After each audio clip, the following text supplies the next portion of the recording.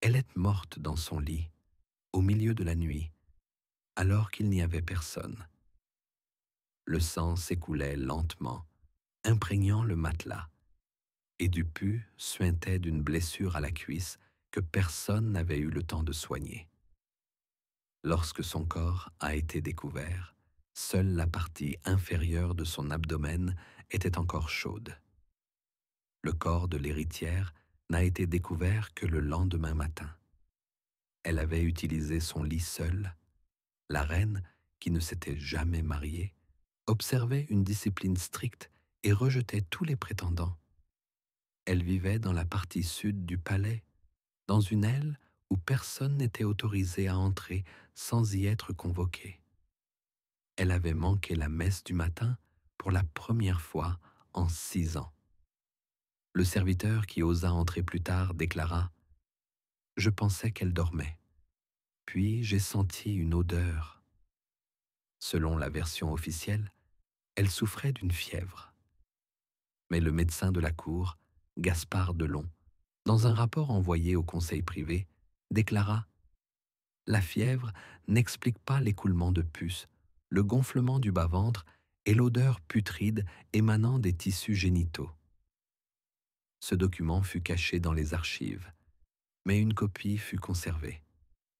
Au moins 6 heures se sont écoulées entre sa mort et l'arrivée du médecin. Pendant ce temps, suffisamment de liquide s'est écoulé du corps pour ruiner la literie et imbiber le plancher. Un domestique déclara « Lorsque nous avons déplacé le corps, tout était mouillé en dessous et sentait le porc mort. La mort est probablement survenue entre 3 et 4 heures du matin. Les dernières heures ont été consignées dans les lettres de Margarita, la femme de chambre. Elle a demandé du vinaigre. Je lui ai apporté une flasque. Elle l'a mise sur son front et a dit « Si ça commence, n'ayez pas peur. » Cela a commencé 20 minutes plus tard. D'abord, des convulsions dans les jambes, puis du sang dans la bouche. Ensuite, elle n'a plus ouvert les yeux. La virginité de la reine était une question d'importance nationale. C'est pourquoi le corps n'a pas été touché avant l'arrivée de l'évêque Valen. Sa signature était nécessaire pour permettre à un médecin d'examiner le corps. Selon les rumeurs, il serait arrivé en retard parce qu'il devait se préparer. Lorsqu'il a été autorisé à voir le corps, il est resté silencieux pendant plusieurs minutes. L'un des gardes rapporta plus tard. Il s'est essuyé les yeux, puis il a dit « Ce corps n'est plus le sien. Il n'appartient plus à personne désormais. » Les premiers signes de décomposition apparurent dès le lendemain. Cela sema l'inquiétude. Dans des conditions normales, avec les températures hivernales, le corps d'une femme peut rester intact jusqu'à 3 jours. Ici, à la tombée de la nuit, le visage avait noirci et une nouvelle poche de puce était apparue entre les jambes.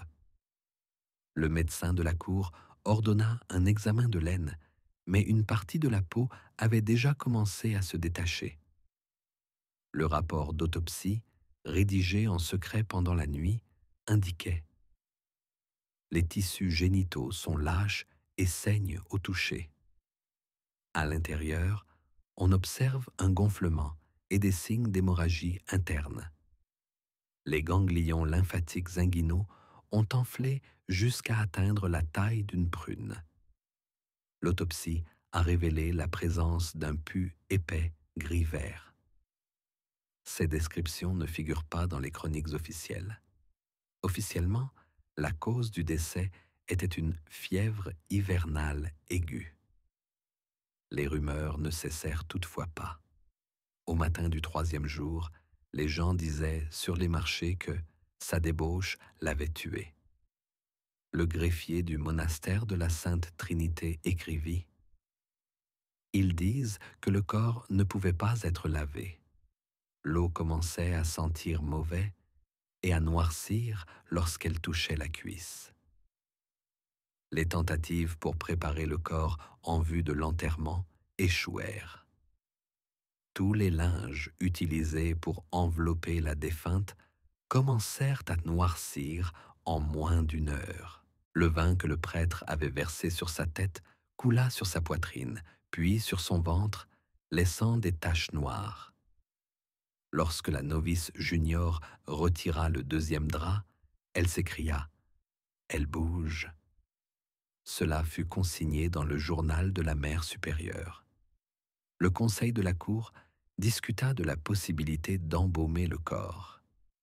L'archevêque s'y opposa, déclarant « Le corps ne doit pas être touché tant qu'il n'est pas confirmé qu'elle est morte dans la pureté. » En réponse, quelqu'un lui rappela qu'elle n'avait pas appelé de confesseur. Le père Severino, qui avait baptisé la reine, fut alors convoqué. Ses notes indiquent « Je me suis approché du corps et je n'ai pas pu rester. Je n'ai pas vu la sainte. J'ai vu une chair honteuse. Ce n'est pas la mort, c'est autre chose. » La reine mourut sans laisser de testament. Son tuteur, le duc d'Orvieto, demanda immédiatement que sa mort soit déclarée accidentelle. Mais l'évêque Valente insista pour qu'une enquête secrète soit menée afin de blanchir sa mémoire. Elle dura 2 jours. Les rapports indiquaient « Il y a des traces d'une substance brune sous les ongles de la défunte. Probablement du sang. Il y a un mucus épais dans l'utérus. » Cela donna lieu à des rumeurs selon lesquelles elle aurait été violée. Officiellement, cette version fut rejetée. Au soir du 5e jour, le corps commença à dégager de la vapeur. Lorsque l'on apporta un nouveau drap pour recouvrir le visage, un ver blanc sortit de l'oreille. Le serviteur qui tenait la bougie s'évanouit. Un jour plus tard, le matelas sur lequel reposait la reine pourrit au milieu. 2 cafards sortirent de sous le lit. Ils furent écrasés sur place. Ils ne commencèrent à disséquer le corps que 4 jours après le début de la maladie. Jusque-là, les serviteurs se contentaient de changer les draps, de brûler les tissus imbibés et d'enduire les murs de vinaigre pour masquer l'odeur. Le médecin royal, Bernard, ne quitta pas la chambre pendant près de 2 jours, notant chaque nouveau symptôme dans son carnet relié de cuir rouge. C'est grâce à ces notes que nous savons que la peau du bas-ventre de la jeune fille prit la couleur de la viande avariée, avec un enduit terne et des crevasses comme un crapaud. Au début, on pensa qu'il s'agissait d'une inflammation interne résultant d'une purification sanguine inopportune. Mais plus tard, lorsqu'un prêtre fut autorisé à entrer dans les appartements, il déclara « Ce n'est pas une maladie, c'est une malédiction. » La maladie n'a pas été officiellement nommée. Dans la correspondance entre la reine-mère et l'archevêque de Rouen, elle était qualifiée d'épreuve. Dieu aurait soumis son corps à de telles souffrances afin de révéler son âme. Mais les courtisans savaient que tout avait commencé par une douleur dans le côté. La nuit même où la princesse ne s'était pas présentée aux prières du soir et où l'aumônier avait été contraint de lire les psaumes seul.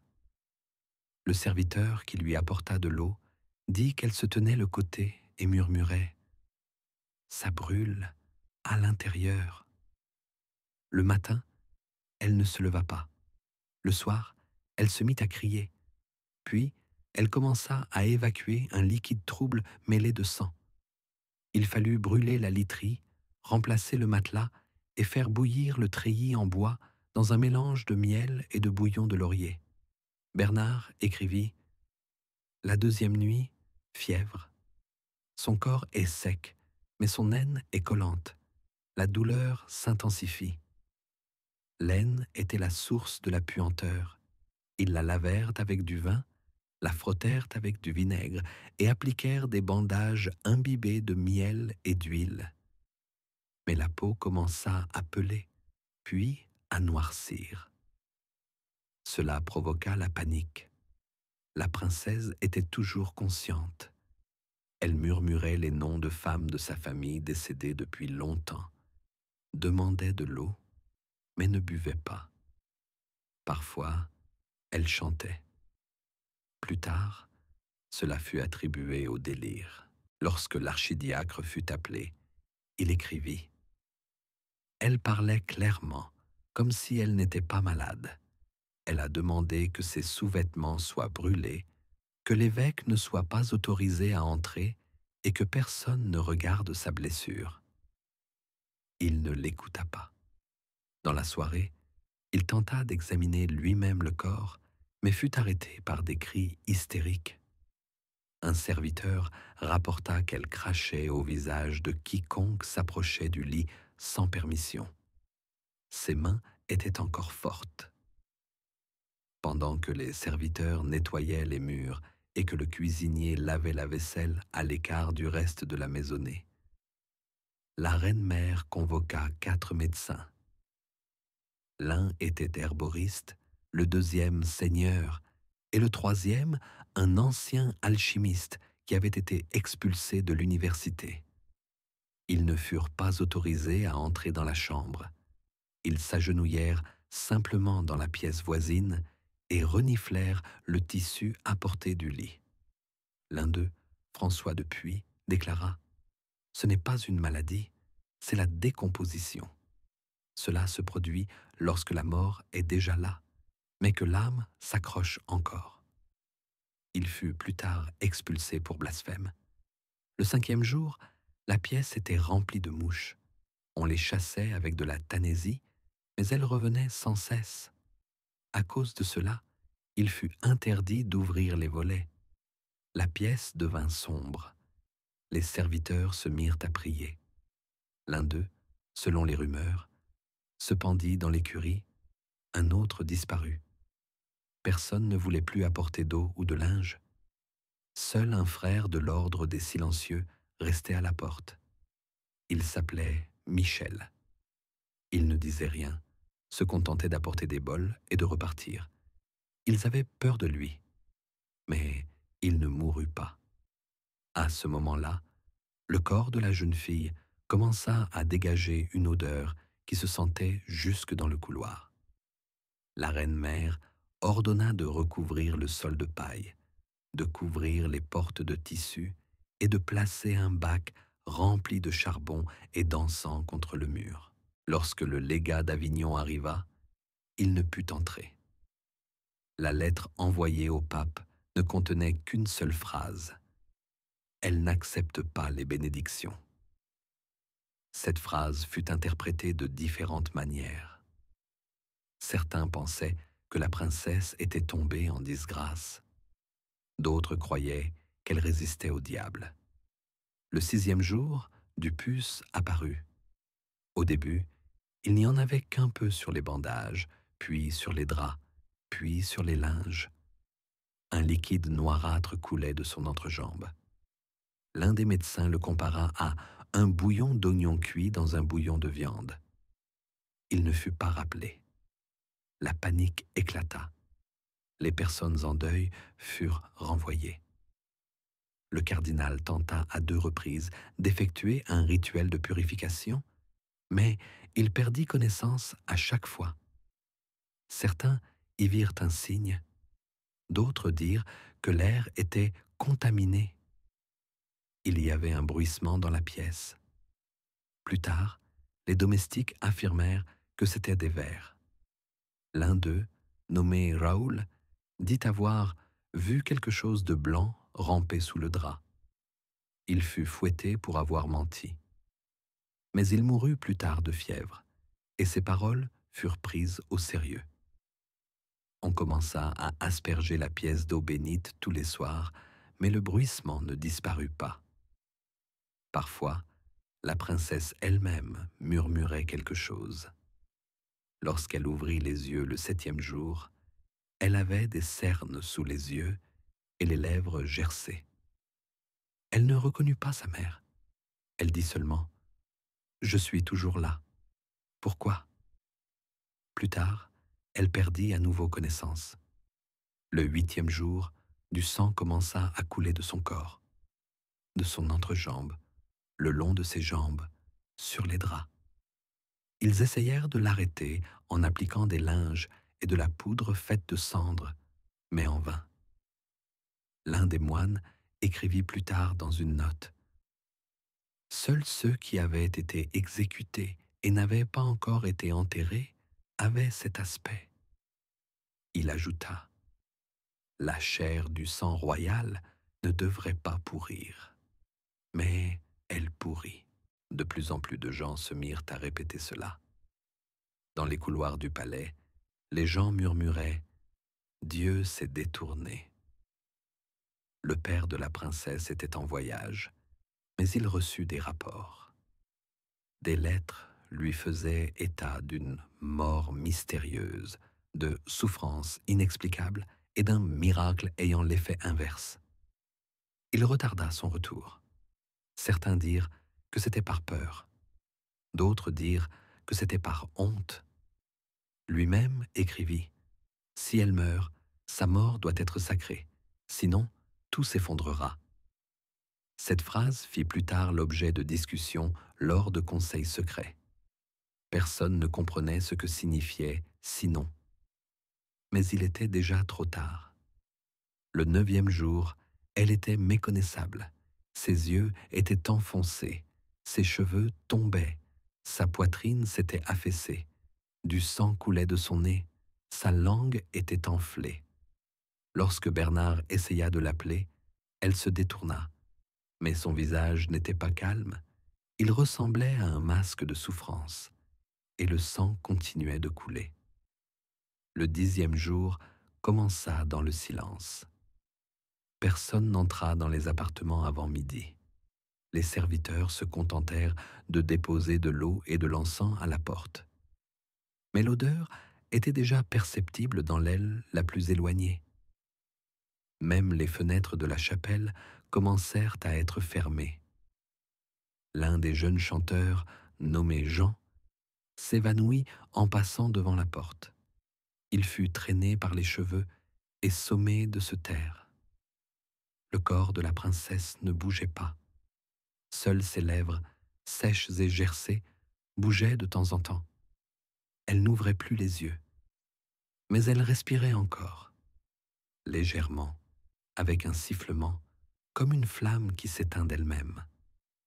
Le docteur Bernard, qui se tenait à proximité, écrivit: Température basse, battement cardiaque faible. La peau autour de l'aine s'est complètement séparée de la chair. Ulcère à l'intérieur des cuisses. Écoulement avec des traînées de pus. L'odeur empire. Son journal contenait des notes sur un enduit blanc autour du nombril et des taches rampantes. Il n'osait pas le décrire directement, mais indiquait clairement que des vers étaient apparus. Au début, il n'y en avait que quelques-uns, puis de plus en plus. Ils ont été retirés à l'aide d'un couteau. Les zones ont été traitées avec du sel et une décoction d'absinthe. Mais à chaque fois, il revenait. Lorsque l'archidiacre est entré dans la pièce pour sa dernière confession, il n'est pas resté plus de 15 minutes. Une note fut envoyée à l'évêque. Elle ne parle pas. Elle se contente de regarder. Il y a de la peur dans ses yeux, mais aucune supplication. C'est comme si elle savait qu'elle ne serait pas pardonnée. Plus tard, il admit avoir vu non seulement du pus, mais aussi des taches noires sur sa poitrine. Certains pensaient que ses glandes mammaires avaient commencé à pourrir, mais personne ne le confirma officiellement. Le matelas sur lequel reposait la princesse n'était plus changé. Il était simplement recouvert d'herbe. Les tissus étaient trempés pendant la nuit. Les serviteurs n'entraient plus qu'avec des masques en chanvre imbibés de vinaigre. L'un d'eux, un vieil homme nommé Louis, disait qu'il n'avait jamais vu une personne vivante sentir aussi mauvais. Il survécut 3 jours. Il mourut étouffé. Lors des funérailles, personne ne mentionna où il avait servi. La reine-mère décida qu'il était temps d'appeler un prêtre pour les rites funéraires. Mais lorsque l'évêque de Tours arriva, il refusa d'entrer. Je ne peux pas lire de prière alors que le corps a déjà été profané. Ces mots parvinrent aux oreilles du père. Il répondit, « Si nous ne l'enterrons pas comme une sainte, toute la famille mourra. » C'était une reconnaissance politique du désastre, car personne ne considérait plus le corps de la fille comme béni. Au 12e jour, la peau de son ventre était devenue complètement noire. Elle était épaisse, comme du cuir. L'un des moines, après avoir traité les plaies avec de l'huile, écrivit « La chair ne réagit pas, c'est comme un cadavre. » Lorsque Bernard tenta de soulever le drap pour changer ses sous-vêtements, des morceaux de peau restèrent collés au tissu. Les médecins exigèrent une autopsie pour retirer les poches de puce. La reine l'interdit. « Elle n'est pas encore morte, dit-elle. » Mais elle-même ne pénétrait plus dans les appartements. Son silence suscitait la peur. Des rumeurs se répandirent, selon lesquelles la maladie était contagieuse. Les serviteurs s'enfuirent. La cuisine cessa de préparer les repas pour la chambre royale. Les escaliers furent saupoudrés de sel. Les marchands ne touchaient pas le linge à main nue. Plusieurs femmes du personnel brûlèrent leurs propres vêtements de peur de ramener la malédiction chez elles. Le 13e jour, le greffier mourut. C'était un jeune homme qui avait consigné toutes les déclarations de Bernard. On le trouva à la porte, les doigts recroquevillés et le visage bleu. On crut qu'il s'était étouffé, mais plus tard, on apprit qu'il avait bu une décoction de champignons vénéneux. On trouva dans son sac une page sur laquelle était écrit « Elle est morte, mais nous ne pouvons pas le dire à haute voix. » Après cela, la reine accepta de n'autoriser qu'une seule personne à entrer dans la chambre. Un moine ermite, un ancien bourreau qui n'avait plus prononcé un mot depuis qu'il avait exécuté son propre frère. Il entra et resta jusqu'au soir. En sortant, il ne dit qu'une seule chose. Elle est encore en vie, mais sa chair n'est plus la sienne. Ce fut un tournant. Un conseil secret fut convoqué. Les nobles et les courtisans discutèrent de la manière de cacher ce qui s'était passé. Il fut décidé d'attribuer la maladie à la peste et de déclarer une quarantaine. Mais la princesse n'était pas encore morte, et cela posait un problème. Le 14e jour, le corps commença à émettre des bruits. Lorsque le frère de Denis vint changer le tissu sous son dos, il entendit un bruit de succion. Il pensa que c'était de l'humidité, mais lorsqu'il toucha le drap, celui-ci bougea. Quelque chose rampait dessous. Il hurla, laissa tomber le seau de bouillon et s'enfuit. Des éclaboussures restèrent sur le mur. Ils ne les essuyèrent pas. Ils les recouvrirent simplement d'un drap. Depuis lors, personne n'entra seul, seulement à deux, accompagné d'un page qui se tenait à la porte et priait. Des morceaux de chair se détachaient du corps. L'un des médecins écrivit plus tard « J'ai touché la côte inférieure. Elle était détachée. Elle semblait maintenue par du mucus. » Cela confirmait que le corps avait commencé à se décomposer alors qu'elle était encore en vie. Mais la mort ne venait pas. La princesse respirait, parfois par saccades, parfois régulièrement. Mais elle ne mourait pas. Le 15e jour, un messager arriva de la cour du roi. il apportait l'ordre de préparer le corps pour l'enterrement. Il ne savait pas qu'elle était encore en vie. Quand on le lui dit, il pâlit et dit « Alors qu'elle ne se relève pas ». Ces paroles furent rapportées à l'archevêque, qui reconnut pour la première fois que la maladie ne venait pas de Dieu. Et le corps continua à suinter. Un liquide sombre ressemblant à du goudron coulait de son nombril. Des ulcères se répandirent sur ses flancs. Ses seins gonflèrent et noircirent. Les serviteurs dirent que quelque chose de gris suintait de ses mamelons. Certains affirmèrent avoir vu des vers sur son estomac. Bernard ne mentionna pas cela. Mais il ne mangeait plus. Il restait assis près de la fenêtre et respirait du vinaigre. La princesse ouvrit les yeux pour la dernière fois le 16e jour. Elle ne dit pas un mot. Elle regardait simplement le plafond. Puis, ses yeux se fermèrent. 2 heures plus tard, du sang noir coula de ses oreilles. Personne n'osa dire « Elle est morte », car elle respirait encore. Le 31e jour, le corps ne ressemblait plus à de la chair.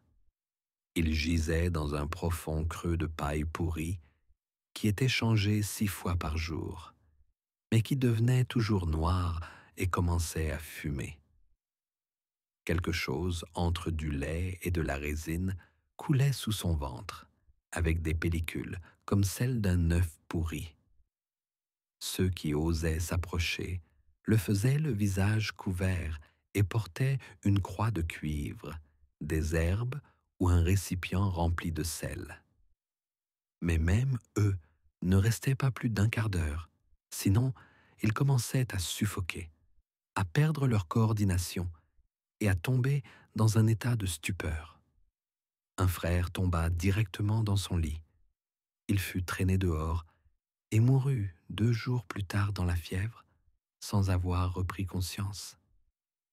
Ses dernières paroles furent consignées par un scribe. « Elle parle de l'intérieur. Je ne veux pas écouter. Ne m'obligez pas. » Les yeux de la princesse, ou ce qu'il en restait, étaient recouverts d'une pellicule. L'un d'eux s'était desséché et était tombé. L'autre avait enflé et s'était fissuré lorsqu'un serviteur avait essayé d'humidifier son front avec un chiffon mouillé. Une substance visqueuse, presque filandreuse, suintait de la blessure à son crâne. Ses cheveux tombaient par touffes. La peau de ses tempes se fissurait à chaque mouvement. Les tentatives pour soulever le corps se soldaient par un glissement des muscles. Toucher son épaule faisait enfoncer le doigt, comme dans de la pâte à pain. Mais malgré tout, il était évident qu'elle respirait encore, de manière convulsive, rare, irrégulière, parfois avec un sanglot, comme si ses poumons se remplissaient de liquide, parfois avec un sifflement, lorsque des taches de sang sortaient de sa bouche avec l'air. L'un des gardes qui entra pour vérifier le corps s'enfuit, horrifié, perdant la raison.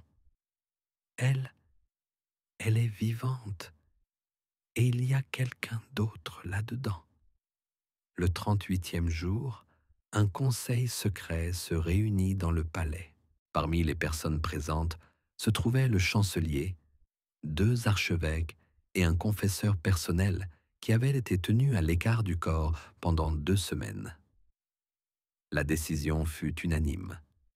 La déclarer morte et commencer les rites funéraires. Mais la question restait posée.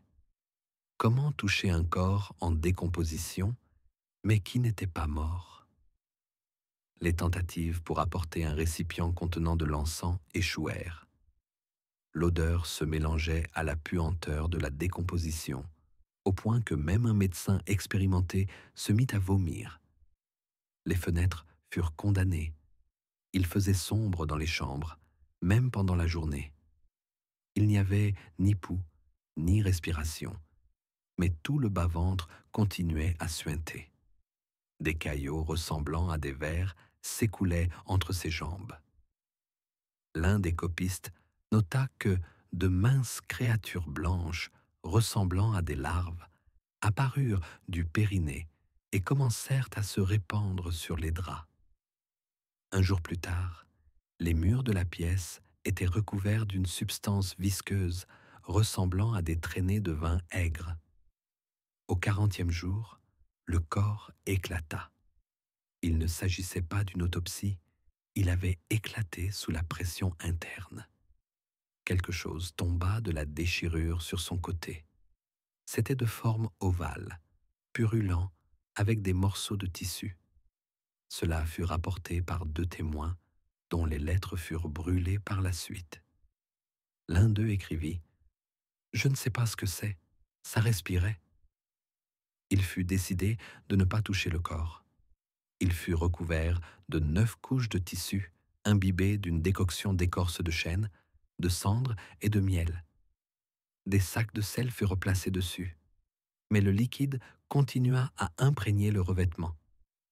Au matin, le tissu était devenu noir et des taches apparurent, ressemblant à des empreintes digitales, mais trop fines et trop longues pour être humaines.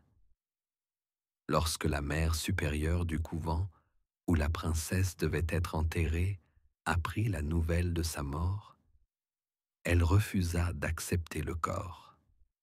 Dieu accepte l'âme, mais je ne crois pas qu'elle soit partie. L'archevêque ordonna que la cérémonie se déroule à l'extérieur des murs du temple. Le corps fut transporté de nuit dans un cercueil fermé et scellé de 7 sceaux. Le prêtre n'osa pas le toucher. Il se contenta de lire des prières à distance. Le cercueil craquait, du sang suintait des fissures. Elle fut enterrée sans cérémonie, sans chant, sans bougie, sans parole. Une tombe fut creusée dans l'arrière-cour du monastère, où des lépreux avaient été enterrés auparavant. 3 personnes étaient présentes. L'une s'enfuit, une autre mourut de fièvre. La troisième resta silencieuse jusqu'à la fin de ses jours. Une semaine plus tard, les arbres commencèrent à se flétrir au-dessus de la tombe.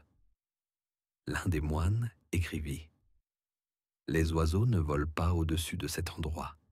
Les chats miaulent et griffent les portes. Quelque chose essaie de sortir. » Plus tard, une chapelle fut construite sur le lieu de l'enterrement. Mais elle brûla 2 mois plus tard, prétendument à la suite d'un coup de foudre. D'autres dirent que le feu avait pris par le dessous. Ce n'est que des années plus tard que les chroniqueurs se permirent une phrase qui resta dans les archives. « Elle est morte, mais la terre ne l'a pas acceptée, et sa chair ne s'est pas dissoute en poussière, car la poussière lui était étrangère. »